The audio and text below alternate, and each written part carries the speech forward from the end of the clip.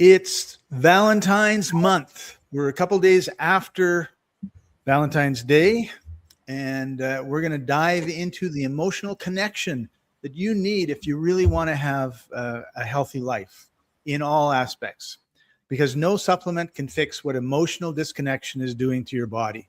So we're going to get straight to the heart, and we're going to do that right after this.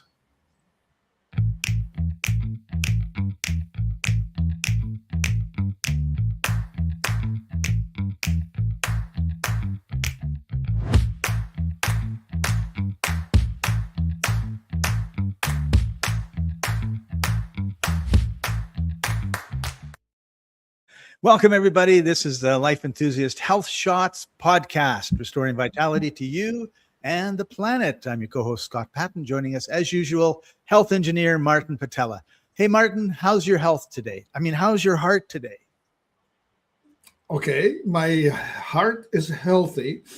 I have been working on emotional connection to people, and I'm finding that the vibration of gratitude is tuning me in a good way, and grievance, complaining, whining, and resentment makes me feel less healthy.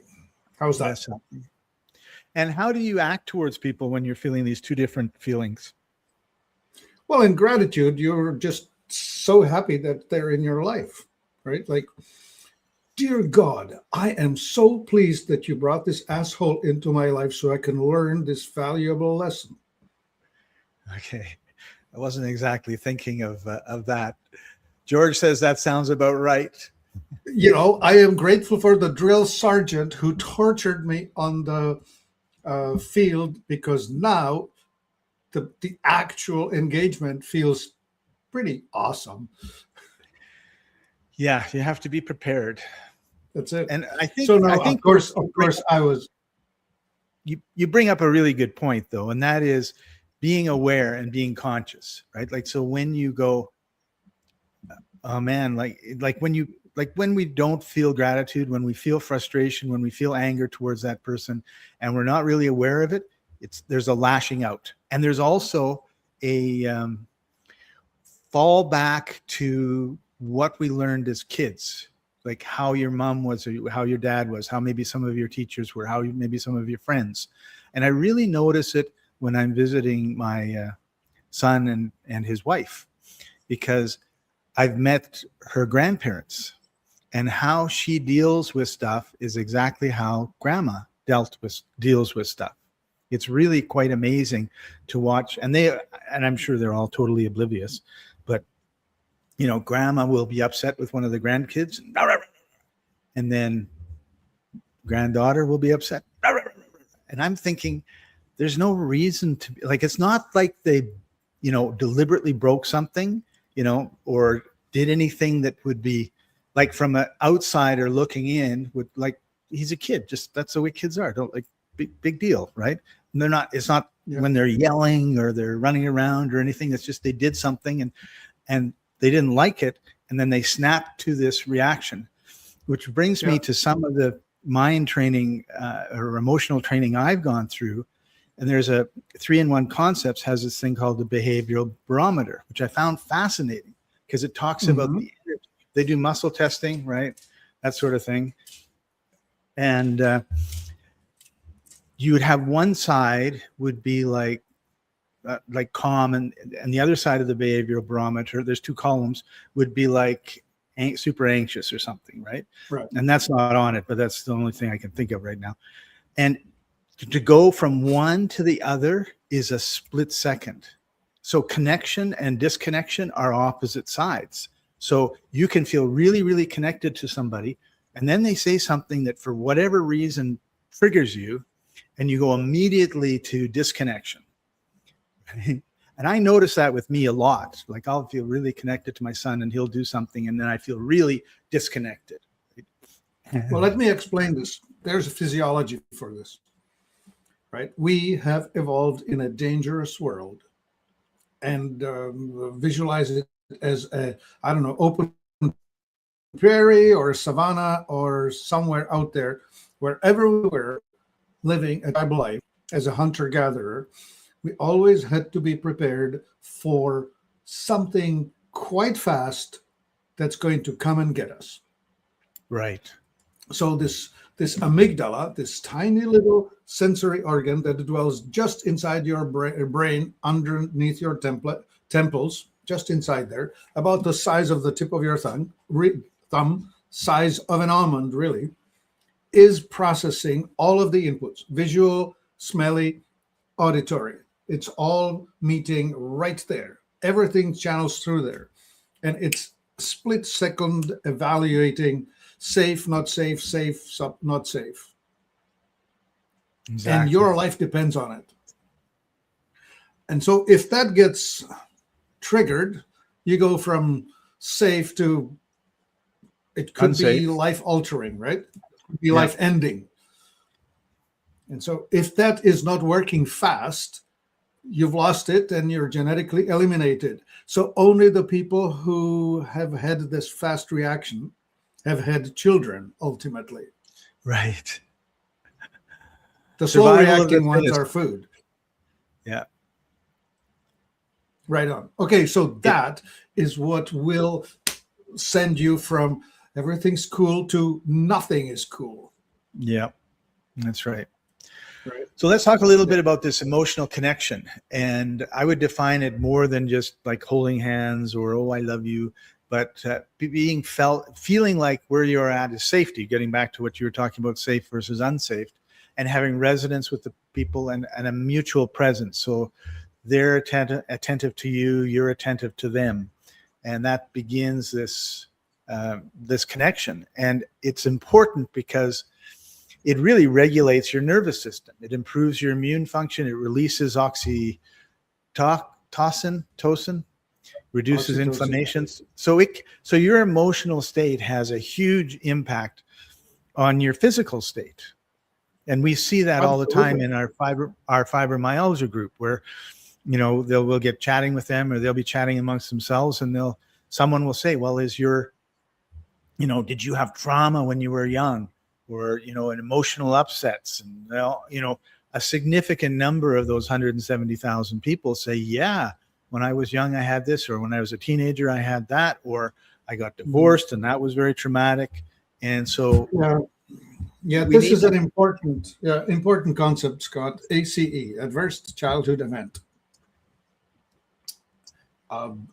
If you had 6, like parents divorced, parent disappeared, parent went to jail, parent died, alcoholic in the house, blah, blah, blah. There are all these different things. You can look it up online. Anyway, the more you have, the more likely you are going to live a shorter life, triggered an illness, aging faster, and having less positive outcomes throughout. Right? Yeah. So that's the childhood part. That's the childhood part. But the adult part that you're talking about here now is, I think that we humans are team players. I think we're tribal ultimately, right? Like we want to belong to a group. But before that, we need to belong to a family. And before that, we need to bond with at least one significant other. Right. And usually you see that. Like I've seen a couple reels where they have a baby and then the two parents go in opposite directions and the baby goes after one, not the other, and supposedly loves that one more, but is bonded more, or has had experiences of more nourishment, emotional nurturing. Yeah. Right. I would expect my young children to go with their mother and my teenagers to come to me, because I was representing the world connection, the outside world connection. Mother was representing the immediate emotional, I'm safe connection. Right. So when it comes to connection and disconnection, one issue, of course, is, and one question I have is for you, Martin, is, can you really connect deeply with another person if you're emotionally disconnected from yourself? Oh, Lord. I mean, and we're talking in generalities. Obviously, we could probably find one person out of 8 billion, whereas they're disconnected with themselves but connected to somebody else. But Yeah. generally speaking, What comes to mind is the more messed up you are, the less capable you are of having anything worthwhile, right? yeah. I mean, Yeah. And how usually could what you- happens is two messed up people get together, maybe messed up in different ways, and they're together because of their messed upness, not because they've got a wonderful emotional connection. Yeah, codependence. One, instead of being straight, leans to the left and ends up with somebody who leans to the right, and they end up with some kind of a structure that's not falling over. Right. Yeah. Oh, And so let's talk a little bit about being lonely and loneliness and being alone, because being an introvert, for me, they're totally different things. yeah. But I do know people who are more extroverted than I am, and they spend a lot of, and they have spent, say, the last 2 weeks pretty much on their own. And they really, you can tell they're really upset and sad, not mad necessarily, Yeah, but drained. off, Drained. because Yeah. they miss that connection. They get juice, they get energy from being with other people. And that's an extrovert. And us introverts, we hug a tree and we get our energy from that quiet time. You just opened such a huge topic, right? So one thing. So an introvert enters a room, a cocktail party room, and looks for a corner where they can stand and observe and evaluate just how safe that room might be. An extrovert enters the room and starts yelling, "Hey, everyone, what's going on?" Right. And come on down, and starts entertaining, spewing out instead of evaluating, right? The first one feels that the environment first needs to be evaluated for its being threatening. The other one steps in and says, "I own all of this. Let it be commanded by me now." Yeah. Takes a while to warm up. Yeah, well, you need to feel safe if you are and so there are these two different methods of the central nervous system, right? One is feeling inherently unsafe and evaluates. The other one feels inherently safe and only reacts to threats should they come. Otherwise, it's assuming that everything's fine. Right. Curious stuff, right? How can it be? How can we be so different? Yeah. That's a great question. So you can be lonely, and then now all of a sudden you've got, I think the difference is kind of the emotional attachment, right? I'm lonely, poor me, nobody wants to talk to me. Whereas if you're alone and you enjoy your company, it's like, oh, I get to read a book, or oh, I get to watch a video that nobody else wants to watch in the household, or I get to go for a walk when I want to go for a walk, even though everybody else is having a nap, or whatever it happens to be, right? Yeah, the yin and the yang of it, the dynamic balance, right? Like if you're going to inhale, you can only inhale to the point when you're fully extended, and at that point you have to start exhaling. But you cannot continue to exhale until you're deflated like an empty balloon. At some point you have to stop exhaling and you need to start inhaling again. In, out, in, out. Now, there are different rhythms, different capacities, different paces, but I don't know, read someplace that if they put you into a solitary confinement, then in about 3 days you start feeling pretty despondent, and in 5 days you're starting to go crazy. Yep. No contact at all. So George says, yeah, go ahead. George says, like Henry Thoreau or Jeremiah Johnson, the mountain man. Yep, exactly. Yeah. But of course, they replaced the human contact with the nature contact, right? Like you're not alone. You're with trees. You're with rocks. You are communicating with whatever's out there. It's the empty box that is really awful. Yeah, yeah. And then there are the kids. There are the kids of the Romanian orphanages where they have just put them in little beds. Wouldn't touch them, wouldn't nurture them, wouldn't interact with them. These children essentially died of emotional starvation. Yeah. Actually, that's also a lot of hospitals, the natal, where the babies are, they have programs where people will come in, particularly like grandparents or elderly that need something to do. I don't know if that's the right way to put it, but these older Time. people, well, they'll come in, right? They're lonely. They come in, they hold the baby. The baby gets the contact that the baby needs, and the adult gets the contact that the adults, and they both thrive. Whereas Yes. before, when they just left the baby in the bed, all day, because there's something wrong with them, and they got tubes coming out or whatever, they would just suffer and I don't want to say die, but become worse. Oh, they failed to thrive. Yeah. Fail to thrive, right? So the other part of this is, well, before I get into that, you told me before we came on the air that you had been reading or watching an article by a cardiologist. And I'd love for you to share a little bit of that. Well, this was a cardiovascular disease is a leading cause of morbidity and mortality globally. 9 out of 10 Canadian, this was a Canadian study, have at least one risk factor for heart disease. 60% Canadian adults are overweight or obese. More men than women, 27 rather than 25. Hypertension is higher in men, 60% versus women, 40%. Men are more likely to have diabetes. 40% of Canadian men have insufficient physical activity, which would be a minimum of 150 minutes of moderate intensity a week.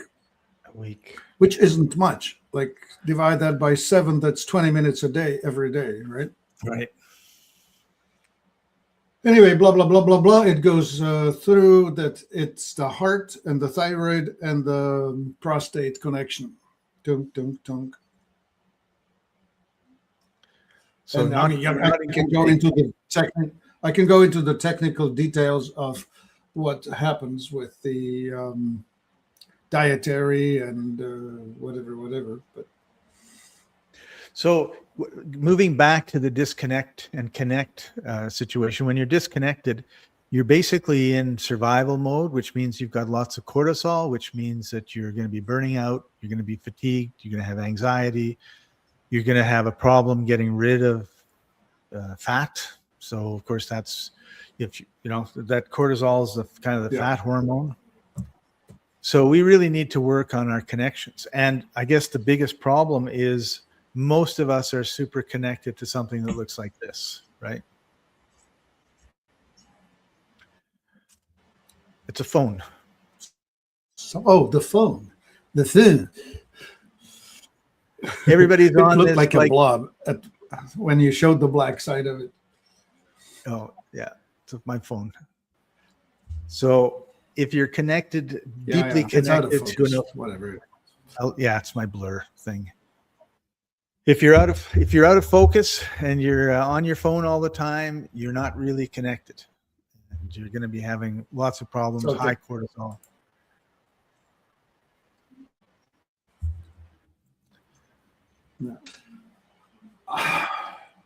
Yeah, this cardiovascular doctor was talking about calcification. They run a scan and they show that your coronary arteries are calcifying. And then they start predicting on statistics. Well, why are you calcifying, right? And we understand the calcium versus magnesium story. We've talked about that. Calcium is the signal mineral of stress. Magnesium is the signal mineral of relaxation. So the more stressed you are, the more calcium you're going to get.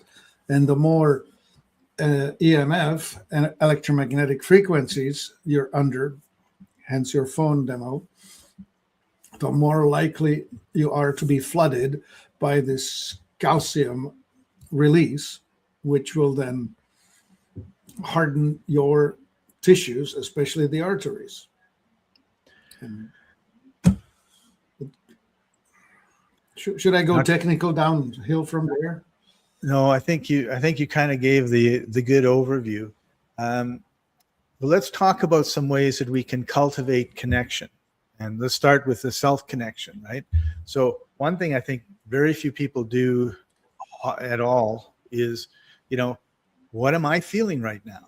What do I need right now? Like, what's going on with me? It's kind of like we go through life oblivious to everything that's going on to us, right? And it's like, wow, like how do I feel right now? Like, what's going on?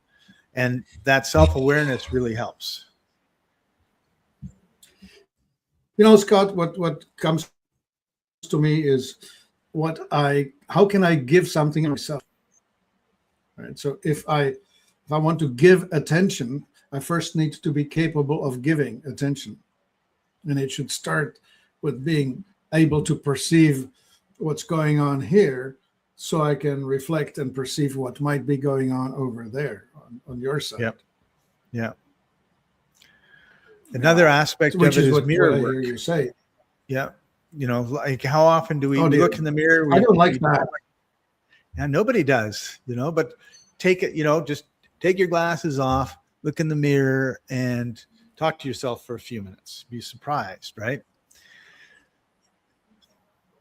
Someone talks back to you. Oh. Yeah. All right. And then breathing. Like the other part of it is, like you'd already talked about how, breathe in and then you can't breathe in anymore, and then breathe out, you can't breathe out anymore. But we don't consciously breathe. And, take that nice deep breath in and just all of a sudden you're relaxing. And, I think sometimes we don't get enough air in our body for all the things that we need. So let's move.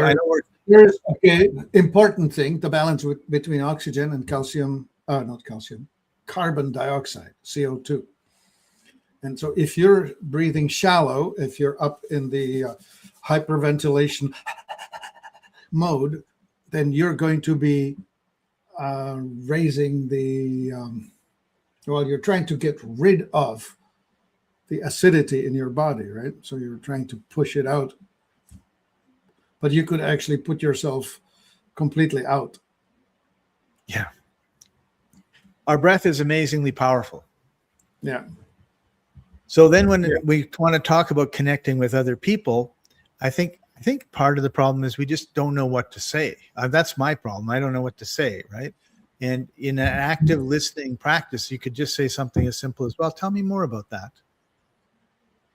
Oh. Yeah. And look at the person. How did that come about? And look at the person, you're looking at the person as opposed to, it's really interesting, Martin, what you're doing. Yeah, I'm really interested in what you're saying. Yeah, I really feel that you've connected with me fully. And appreciation, right? Like we used to do this in one of the retreats I went to. What I love about you is, right?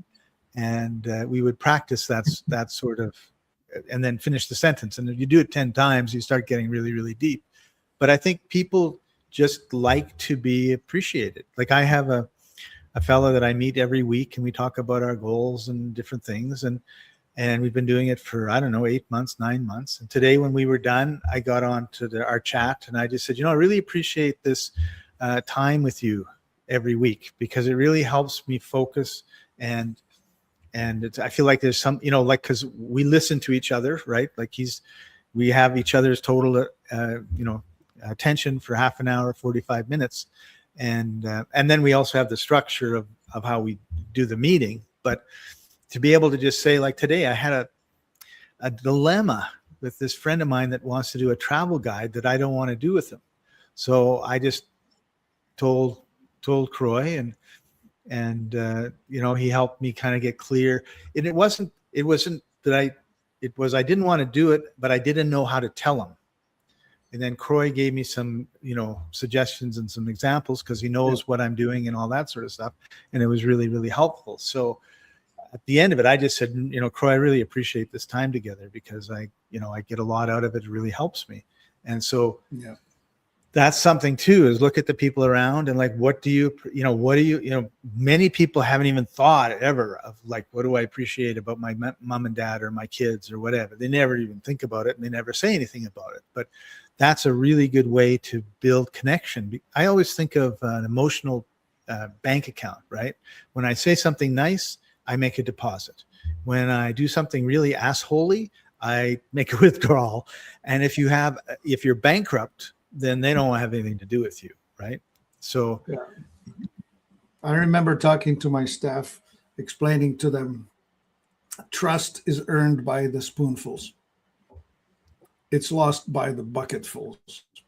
yeah, When you do something nice, you just get a small little deposit. When you do something awful, you get a massive withdrawal all at once. yeah. And we see that in commerce, right? Like in the retail store, you go in, oh, they have milk, great. And I buy the milk, I don't think about it. Then you go in and the cashier says something mean or that you didn't like, you go to the other store. Right? Massive withdrawal of my money, right? Yes. So, okay, so you're talking about this interaction. I think that's super important, this validation of our existence. I mean, what are the basic human needs, if not a need for some significance, to know right. that I matter to at least one person? Right. You remind me of the starfish story. Guy's walking along the beach. The kid is walking along the beach and he picks up a starfish and he throws it in, and there's tons of thousands of them, right? The man comes up and he says, "What are you doing?" "Oh, I'm throwing the starfish back." "Well, there's too many. You're never going to throw them all back. You will make no difference." And the kid looks at the man and says, "Well, it made a difference to that one." And that's, I think, what we need to remember, right? It's like when I house sit, I make a difference to a dog or two dogs or a cat or two cats. Like, big deal. Well, it's a big deal to them because they got fed and they got cuddled and they got walked and they slept safely and all the rest of it, right? So, okay, so the heart month, right? So the heart month. So you want to talk about the fact that emotional health is supremely important. I would like to suggest that it's like the proverbial iceberg, where when we have an illness, the physical manifestation of it is the 10% that's floating above the waterline. But the 90% of the causation of it is the volume that's causing it to float. That's underneath the water. And that's the emotional component of your existence. Yeah, that's right. And I feel strongly that a lot of physical problems that we see manifest are, in fact, problems of emotional wellness. Yeah. How often do we scan our body and just say, I love my brain, I love my nose, I love my tongue, I love my heart, I love my, I kind of go through that every once in a while. And then also just say, I love my body and I have perfect radiant health is one of my mantras, right? And so here I am, almost 70, and I'm not on any drugs. Right. And I usually can walk no problem, although I did something last night. My leg is sore when I straighten it out, but that's what happens when you're our age. It also happened when I was 30. But it was a little more strenuous when I was 30. Yeah. I think what happens in the older age is that the repair speed is slower. That's the main thing you notice, that you have more wisdom about getting hurt less. But at the same time, once you do get hurt, it takes you longer to recover. Yeah, I agree. So we've been talking about the emotional things that everybody can do, but the fact of the matter is you can also, what you put into your mouth makes a difference as well. And there are lots of herbs and superfoods that can help. And I wanted to talk about two. The first one being Heart Ease. It's a herbal thing that we have from Earth Friend. Well, Scott, this thing is specifically for people who have had heart muscle damage. So if you are one or if you know anyone with a heart disease, post heart attack, this is an absolute lifesaver. This will help to rebuild damaged tissue. That's what this does. So everybody that got vaccinated should have it. Yeah. Well, So vaccinated. So It's here's another story. let's just forget I said that, and we'll move on to the point I really want to make with you or discuss with you is like my mom has congenial heart failure. Okay, congenital Heart failure, right? So it means Yeah. her heart has some problems, and sometimes she gets water and fluid in her lungs, and blah blah blah blah blah. So genetically speaking, that may happen to me, right? Because mom had it, I have her genetics. So Yeah. something like heart ease for me is not just about, well, I've had my heart attack, so I need it, but it's also about I don't want to have my heart attack, so I take it, or I don't want to have this condition that my mom has. Right. So Well, it will certainly repair even the micro injuries as they happen. So yeah, you don't need to wait for the heart attack to help heal your heart. Yeah, that's what I think a lot of people make the big mistake, right? It's like they wait for the they have bald tires on their car. It's icy out. They go drive and they skid all over the place and run into a telephone pole. And now they want to go get new tires. Like that's the wrong time to go get new tires, in my opinion. So yeah. So some of the ingredients, just to quickly let you, like there's a lot in here, and we don't want to go over all of them, but I just want to say that, you know, the formula is a proven formula by a master herbalist, and there's a lot of amazing stuff in here, and it's certified organic and wild crafted, which to me is a step above organic. Right. Yeah. We buy stuff that either has grown out in nature in the forest, or it has been commercially grown in certified organic facility. Yeah. I want to highlight one item here, Martin, and that's ginger root. Not what it does or anything else, but you use ginger root in so many different products and blends, and I just think that it is an absolutely amazing root. I guess I don't know what to call it, but it's a tuber. Yes, it's a tuber. Absolutely incredible. It is phenomenal. It and its cousin turmeric are just the two most amazing things in nature. Ginger is a stimulant. It's like a spark. It gives more life. It's like the encouragement that makes things work. Yeah. Yeah. I have a friend who slices off maybe an eighth of an inch of ginger root a day, and in the morning just chews it. Okay, that takes some getting used to, I believe. I know. It freaked me out when I saw her do it the first time. It's like, oh. I remember, we put it into stir fries, right? We slice some ginger or maybe grate it and throw it into a stir fry to give it a zing. And so when I end up biting into that solid piece of ginger that's left in the stir fry because you can't find it, it's in your mouth.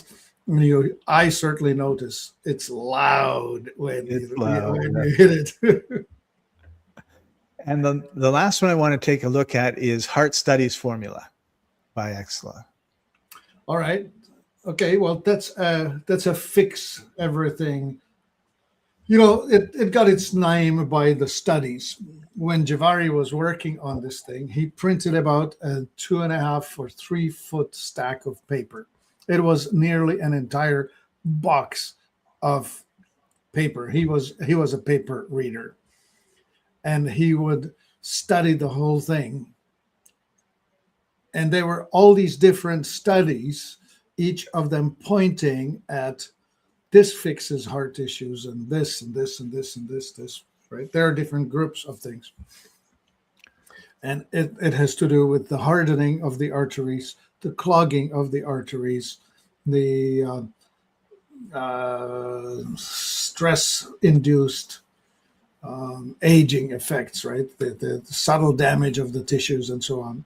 All of that is part of the formula. Everything in there has been added in. Oh, So that when you take it, okay, his method, of course, was to put it all in his consciousness and meditate on it. right. He would meditate his way through how does this relate to that and how does it hold together. It's a lot like trying to conduct a symphonic orchestra. You have the violins and you have the bass players and you have the woodwinds and you have the whistly flutes and you have the deep sounding bassoons and all of that, right? And you need to put it all together and you need to make it all sound right. And that's this likeness. You know, there are 300 some ingredients in this, and they all needed to be put together in a harmonious way. And that's why what I believe he achieved.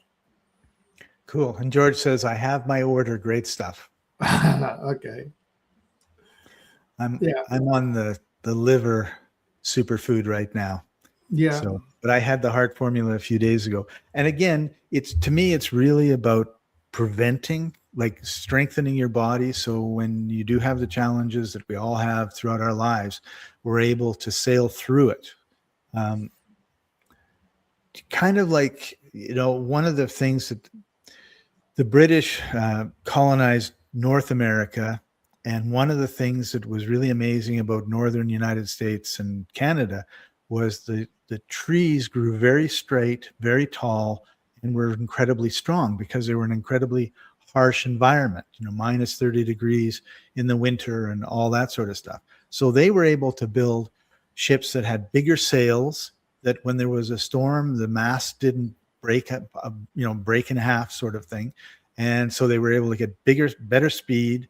And that's one of the reasons that they were so successful in that colonization period compared to the Spanish and the Portuguese, because they were using pine from warm climates, Mexico and South America, and they didn't grow as high and they didn't grow as strong because they didn't have that harshness. And you talk about that a lot, about some of the ingredients coming from, high up in the Andes where it's really, really tough. And we're the same way. Like, we have things that happen to us that's really harsh and really hard.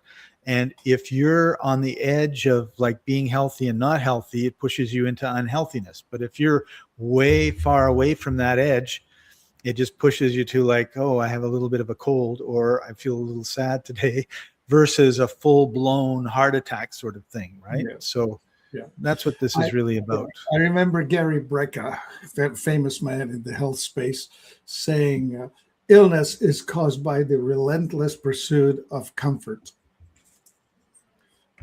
I think he also spoke of aging or premature death or weakness or whatever else, right? So the antidote would be the voluntary adversity, which would be like walking 20 minutes a day. Like, it doesn't that's a small one, and yes, that's a small one, right? Or going into a sauna for 20 minutes, and or a cold plunge, or at least a cold shower. It's minus 22 where I am right now. I am not plunging into anything cold. get into your swimsuit and go out for a 10-minute walk. Yeah. I chase the dogs around the yard when they don't come in after I let them out. And that's okay. Cool. Very cool. All right. So those are two things. We've put them in the comments so you'll be able to see them, that we really recommend, particularly when you want to, take care of your heart. And this happens to be the Valentine's is this month. And we just wanted to focus on, your heart health. And it's American Heart Month too, as far as that goes. So emotional connection isn't a luxury. It's medicine. It's for your heart, your nervous system, and your soul. So we really want you to, if you have to rewatch, but take one action today to deepen connection with yourself and with your friends and family and significant others. And don't forget to like, share, subscribe, let people know about the episode, send them the link. There is a share button down there somewhere. And Martin, any last words before we sign off? Indeed, people, do subscribe and come here for your weekly dose of love and connection and caring. We will consistently deliver because we're now 2 wise old grandfathers. That's right. Who have embraced come their and get it. It's grandfatherhood. available. There's nothing like one of mine is 3 years old. So they have this huge, massive couch in the TV room. And he says, come play with me, Grandpa. And I said, okay. So he's playing and with his toys. And so I'm just leaving him alone. He's occupied, right? And I lay down on the couch. And next thing I know, he's on my back and jumping up and down. And it, and then his laughter just brings so much joy into my life. It's just wonderful. George says he feels warm all over. That's what we want, George. We appreciate you. You're a significant part of the show and you really motivate us. So I want to thank you very much. And with that, Martin, we're going to say sayonara, everybody. We'll see you next week, Wednesday, 2:30 Eastern, 11:30 Pacific. And this has been the Peace be with all of you. Yes. This has been the Life Enthusiast Health Shots podcast, restoring vitality to you and the planet. See you next time. Bye for now. My body's a temple, but the walls are cracked. Stuck in the rubble of the years I've stacked. Stagnation in my veins like a river turned to dust. Toxic whispers in the wind, but I gotta rebuild. I must.